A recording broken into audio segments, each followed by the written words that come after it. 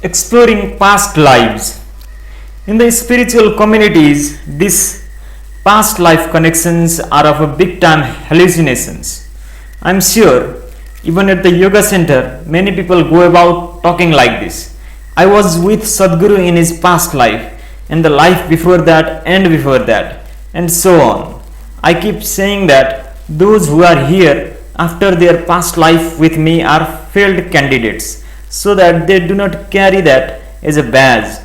You were there then and you missed the opportunity and wasted my life and effort. Now you are again here to trouble me. This is not a good state to be in. So, will this knowledge of past lives not help me resolve the difficulties in my present relationships? Now, the only way you relate to anything from the past is through thoughts, emotions, experience, and relationships. Whether it is in another body or this body, it does not matter. This is the way you remember. Let us say you and I are constantly bickering about something right now. We can look back and see how in my past life you were bothering me, so now I am trying to bother you. Let us say we found this out. What will we do? Probably we will extend the bickering to another life. Really, suppose it sheds light on all the horrible things you did to me in my past life. Will I become free from it, or will I become more resolved about bothering you in this life? People say life is also complicated. What is it that is complicated? Life by itself is not complicated. Only if you want to push the world in a certain direction, it could be a little complicated. But if you are not trying to push the world in any way, if you are just fine with whatever you are eating and drinking, where is it complicated? It is only your memory which complicates everything. Just see, there are people who are so stressed and distressed and freaked out and everything. But let us say they get Alzheimer's disease. Now you will see suddenly they become so simple and sweet. Life is just happening by itself. And now if 3 lifetimes or 10 lifetimes of memory descend upon you, most probably the firmament of your mind will not be able to hold. It will crack up and collapse. Even with me, the level of memory that came to me almost threw me off completely. It is that hard to handle. It is not within the capacity of the mind to absorb that kind of experiential memory. If I did not have the necessary mental fortitude, it would have broken me. So unless you have prepared for it in a certain way, you handling it is out of the question. This is why we say sadhana, sadhana and sadhana. Sadhana is not to download memories, but to be able to hold the memory of this life, at least in such a way that you can pick up what you want and the rest of the time it does not touch you. Data is useful only when you are able to pick what you want. If it is all the time blowing in your face, how is it useful? Right now, most people are not even able to handle what is happening in this life and the memories of this life. So why do they want to dig into their previous lives? Let us say you realized that your neighbor's dog was your husband in your previous life. Then I don't know whether you will go and kiss him or throw stones at him. Both ways, it is dangerous because he does not remember. Moreover, by throwing stones at him, you will get into trouble with your neighbor. If you kiss him, you will get into trouble with the dog. So both ways, it is not safe for you. If the past opens up, so many emotions of love, hate, resentment and affection may happen. When you are in a condition where you suffer, even what happened 10 years ago, if you remember everything that happened in the past 10 lifetimes, it will drive you nuts. Why only the past 10 lives? If you remember everything just from this lifetime, your thoughts, emotions, experiences, what someone said when you were 10, what your friend did, what your teacher did, if all this Please, in your head right now, you cannot live a normal life if all the love, hate, resentment, affection from those lives pour into your present life. You will go insane. Moreover, of these four things I just mentioned, love, hate, resentment, affection, you are counting two things, love and affection, as positive. Actually, all of them are negative because all of them are happening compulsively. If I have a deep sense of resentment towards you, I hate you, I hate you, I hate you. You understand this is not good. But if I unnecessarily have affection towards you, I love you, I love you, I love you, this also is not good. Suppose we are just two people walking on a street. You don't know me, I don't know you, but I have enormous affection for you. Will you like it? If I have a lot of resentment for you, you don't care. Okay man, you born with your resentment, what is my problem?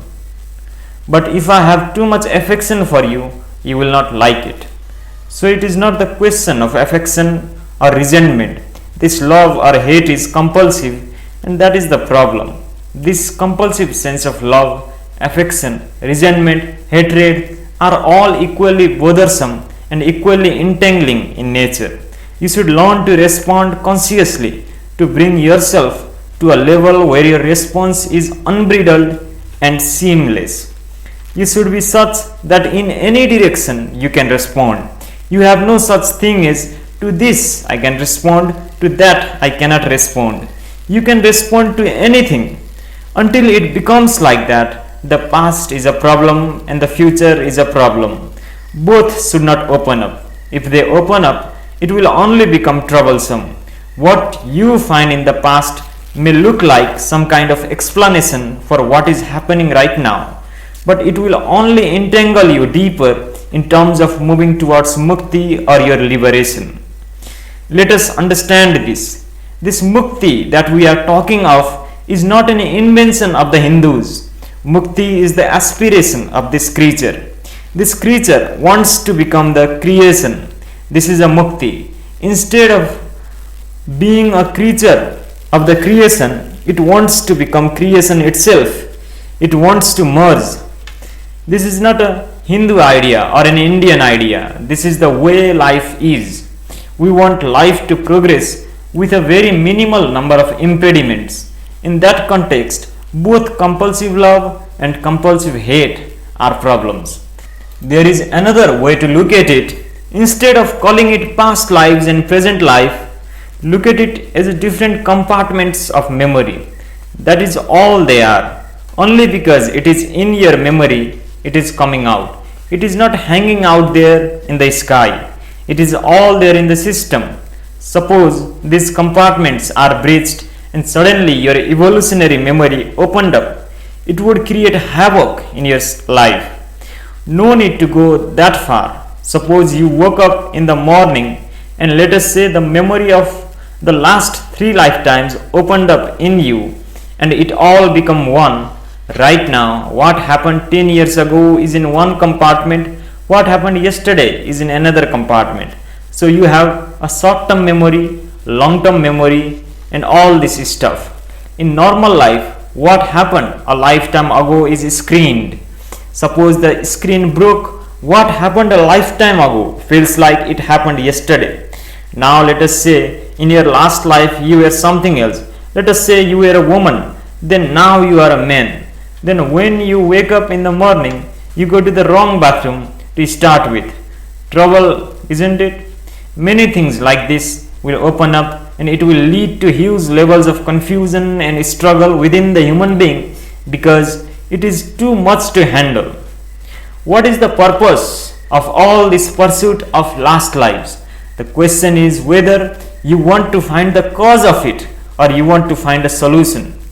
All my lamentations are because you are looking for solutions in past lives. When we are teaching you a simple process called inner engineering, the solution is in this. If you pay enough attention to it, it handles all of it. Let this one thing sink into you. Just seeing that I am 100% absolutely responsible It will handle your past, present, and future.